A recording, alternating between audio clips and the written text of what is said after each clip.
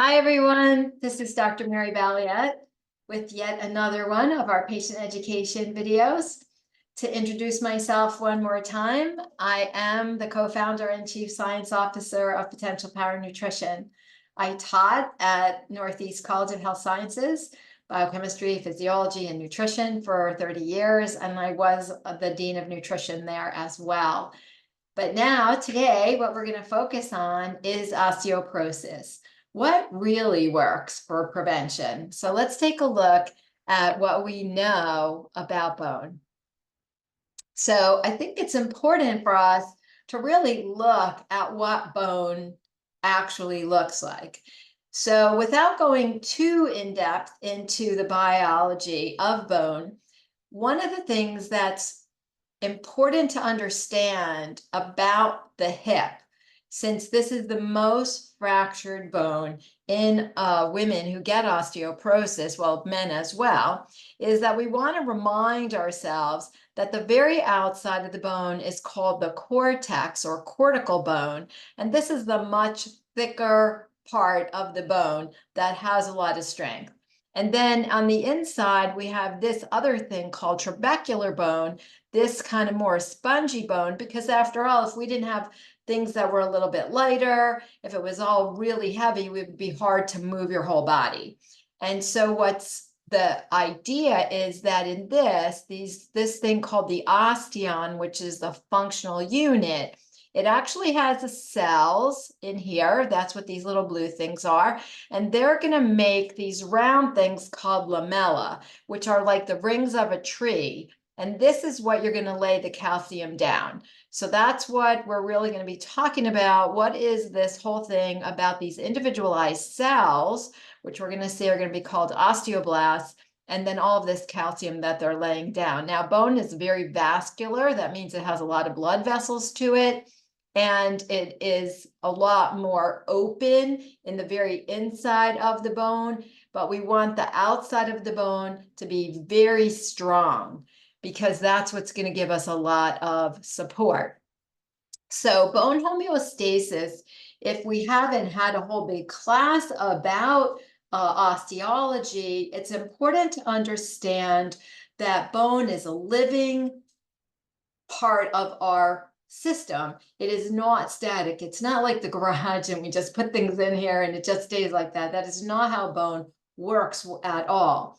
Bone is actually always undergoing a thing called remodeling. We're always replacing old tissue with new bone. And that's because just the pounding of everyday life causes little microfractures. And what we want to do is when we have that, we want to actually first use these specialized cells called osteoclasts, which we're going to see are actually from the immune system. They're going to eat up any damaged bone or any bone that's not perfect. And then what's going to happen is we're going to take these specialized cells called osteoblasts, and they're going to make a nice new bone that has a lot of increased structure to it, a lot more strength. So it's very important to be breaking down the bone and then remaking the bone, and it's called the bone remodeling cycle. And intriguingly, we are replacing our skeleton at a rate of about every 10 years. We're basically replacing the whole thing. And when we're looking at this, it's very complicated intracellular signaling mechanism. And it's really important to understand that when a lot of people think about calcium, you want to think of calcium as the wood that you're going to build those rings with, but you need the builder. And that's what the osteoblast is going to be. It's going to be the builder that's going to rebuild that. And then we're going to look at these specialized cells that we start the process with called the osteoclasts. So we need two things to remodel the bone. When we are exercising, when we're doing any kind of thing, just like in life, things have a little bit of damage. So what happens is when we have this damage to the bone because you've been exercising, because maybe you whacked your hand, something like that, that's going to call these specialized immune cells called macrophages. Now, macrophages are everywhere in your body. You have them in your liver, you have them in your lung, you have them in your brain, and they have different names in different tissues because when they looked at it under the microscope, they thought they were different cells, but they're actually the very same cell in your blood called a monocyte. And then they come over to whatever tissue they're going to work in, and then they're going to have that specialized structure they have for that location. So the macrophages in your liver look different than the macrophages in your bone, or the macrophages in your brain, or the macrophages in your lung, or the macrophages in your blood vessels, but they all start out as the same type of cell. They're all an immune cell. And their job is to come over. I have this little damaged area. What I'm going to do is I'm going to go in there. I'm going to be like a little Pac-Man. I'm going to eat up that damaged area. And then that's going to call in the osteoblasts, who are like Bob the Builder. And they're going to build first a collagen matrix, so like a frame. And then they're going to lay down the calcium and the phosphorus and actually make these ring-like structures like in a tree around them, and then that's going to be the actual building of the bone matrix. And so the osteoclasts are coming on first. So again, this bone remodeling, I'm always doing this. I am breaking down, as you see over here, I am breaking down the old bone. I hit it, I hurt it, I exercised, I did something, and so now I have older bone, and I'm going to break it down. Then I'm going to have these osteoblasts whose job is to build the bone, and that is going to come in and then going to make that new bone, right? What's intriguing though is if for whatever reason I have more inflammation, I fell. That'd be a great example. And now that that's all swelled up, that's going to cause even more osteoblasts to come into the tissue. If, however, I start to get inflammatory joints, like where I have osteoarthritis or rheumatoid arthritis or any kind of arthritis, I'm going to call in more and more and more of the osteoclasts. And that's why I can start really damaging those joints, because now I have too many things eating up that bone. We don't want that. We want the right amount, not too many. So now it's incredibly important to have happy and healthy builders. One of the things that I say to my patients, and when I'm teaching, I talk about, is it's very important to feed the builders. A lot of times we think about bone in step 3, where I need to build it with collagen, with calcium and phosphorus, and I need vitamin D to absorb that calcium and phosphorus from my intestines. And everybody pays attention to step 3. Totally leaving out step 2, which is the food I need to feed my builders, my osteoblasts.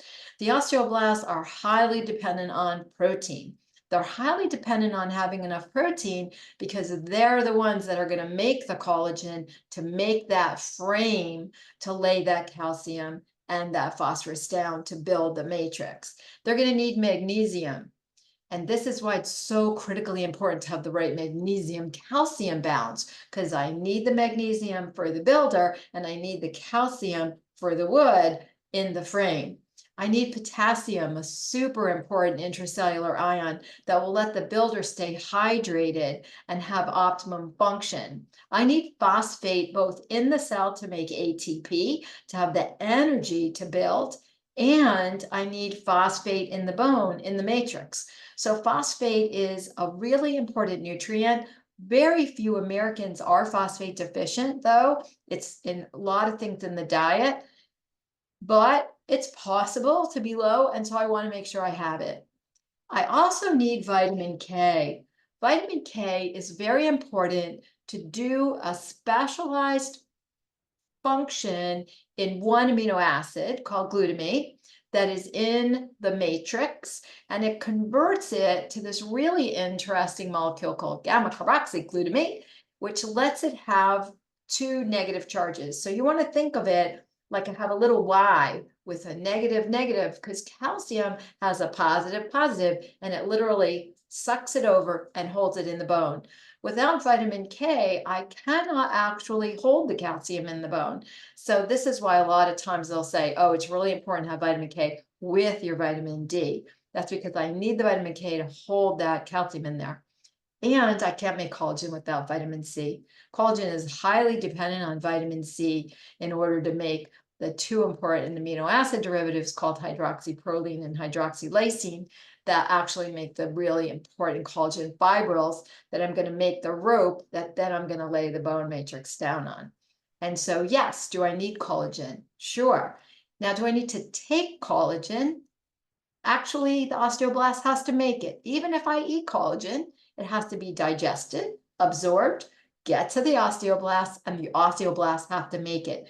It's not like when you eat collagen, it comes into your body and goes intact to your osteoblasts. Not at all. It is digested to the amino acids that the collagen is made of. Those amino acids go in your blood. Those amino acids go to your osteoblasts. Your osteoblasts take them as building blocks, and they have to make their own collagen from scratch. So collagen is not coming in one way and going directly to the bone. Not at all. It is broken down, it's remade. So do I really need collagen? As long as I have enough protein that has those amino acids in it that are in collagen, which are pretty much in all good quality protein, then you're going to be fine.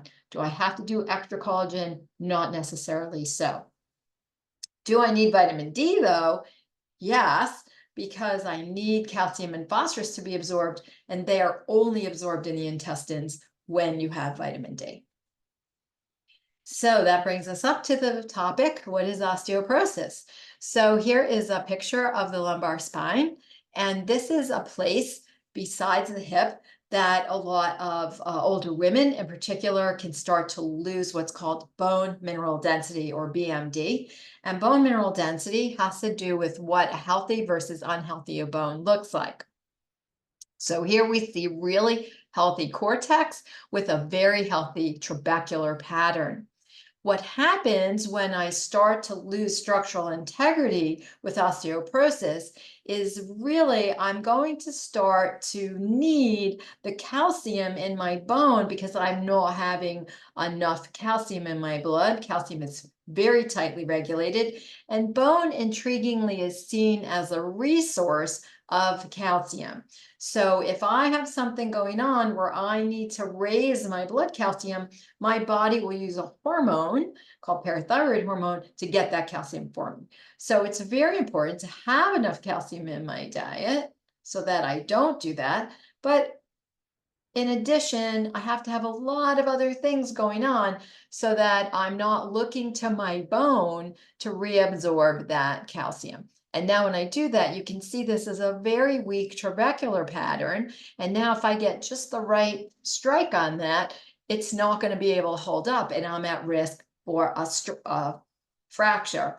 And that is the real problem with osteoporosis. It's not the thinning or how it looks on the x-ray. It really has to do with fragility and the fact that now if I fall, instead of just having a bruise, I'm going to have a fracture. The data on why that's bad is that an osteoporotic fracture is going to have a very negative impact, and the risk of having ill outcomes health-wise 1 year post-fall is very, very high. So we really don't want to fall and have an osteoporotic fracture. So how am I going to prevent that? Well, the literature is really quite clear. Diet and exercise are the two things that make all the difference in the world, but we need all the macronutrients. And I think this has really not been done well enough on why I need protein, fat, and carbs.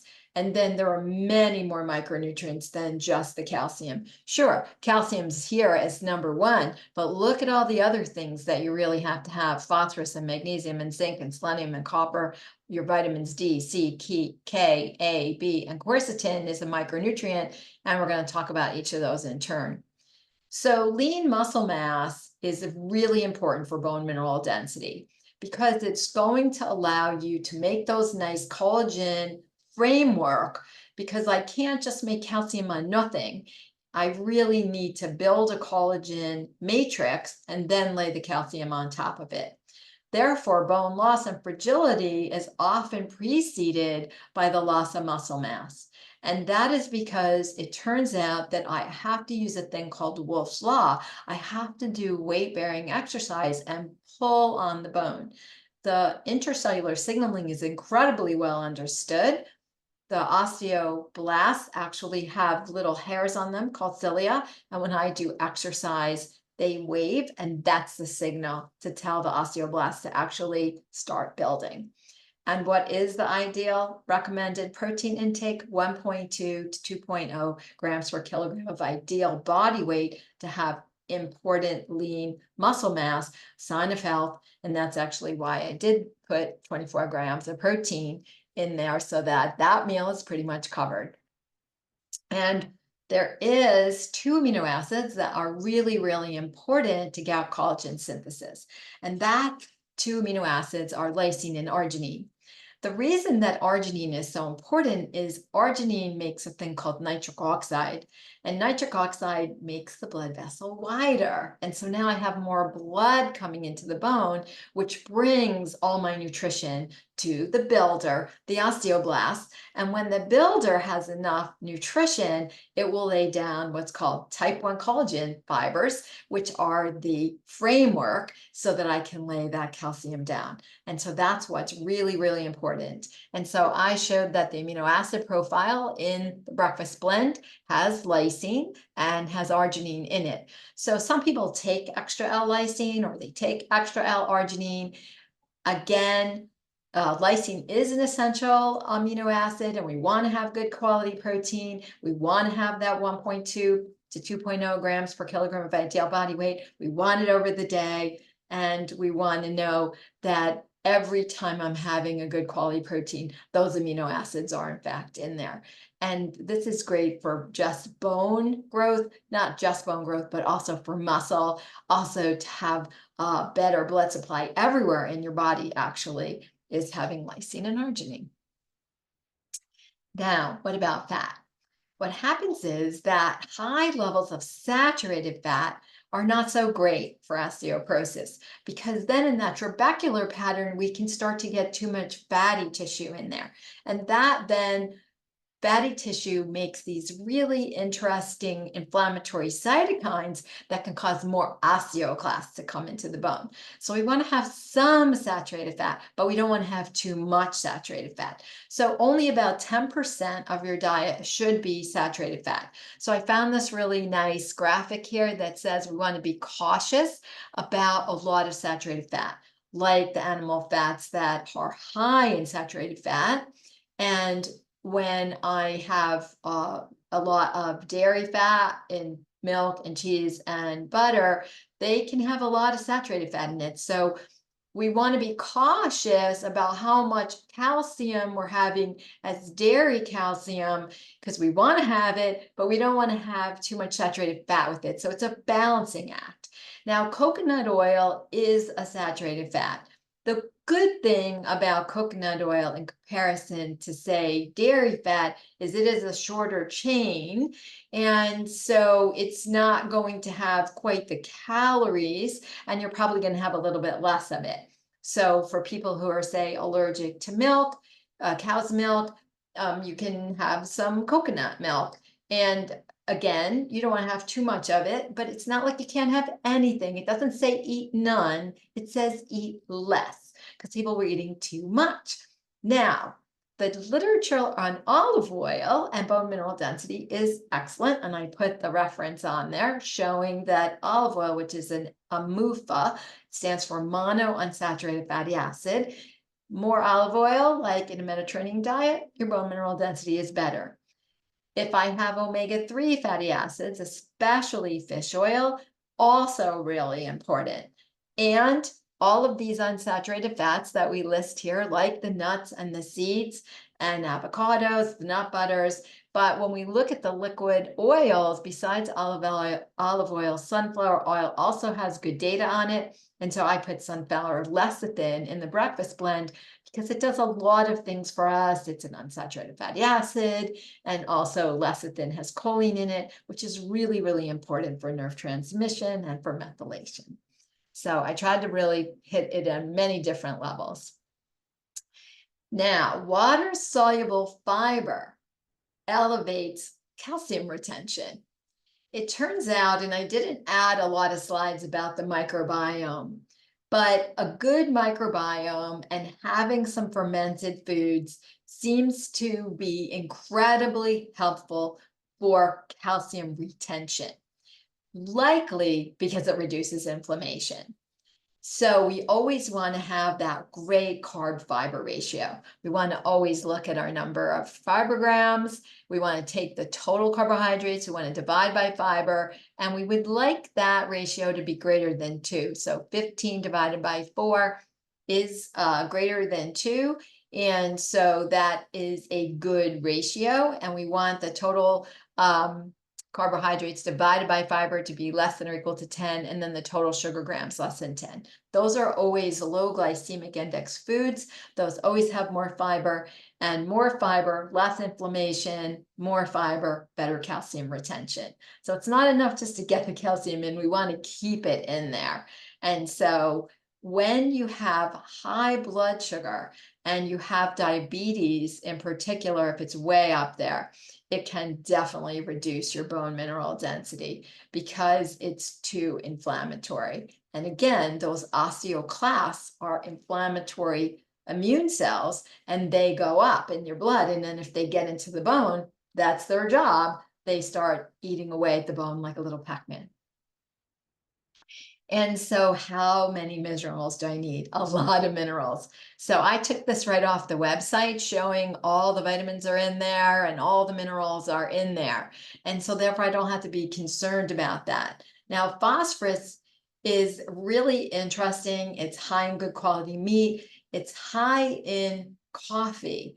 Now, what we want to do is not have too much coffee, but having a cup or two of coffee, that's why we feel better about it. We need the phosphorus to make ATP or energy currency, but we also need it to make the bone matrix. We need magnesium. Again, we want to have a magnesium to calcium ratio where we have them either 1-to-1 or twice as much calcium as magnesium. So a 1-to-1 or 2-to-1 calcium to magnesium ratio. But what we don't want to have is a calcium source where there is no magnesium. So for the people who don't understand and they're taking high levels of calcium in their diet or as a supplement, but not having magnesium, then they're basically like 84 lumber. They have lots and lots and lots of lumber, lots and lots and lots of calcium, but they have no builders. So magnesium, zinc, selenium, and copper, critically important for that osteoblast to be able to make the energy so it can go out and build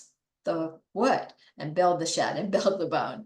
We need vitamin D, and we only have 100% of vitamin D in the shakes. In the winter, between September to May, very likely you're going to need to add extra vitamin D. Great to have your vitamin D levels checked in October and then see how much you need. And Dr. Hollick in his book says you can have up to 4,000, 5,000 international units in a day, and you will be fine. Vitamin C, have to have 100% of that, or you can't make calcium. You need vitamin K, or you can't hold the calcium in the bone.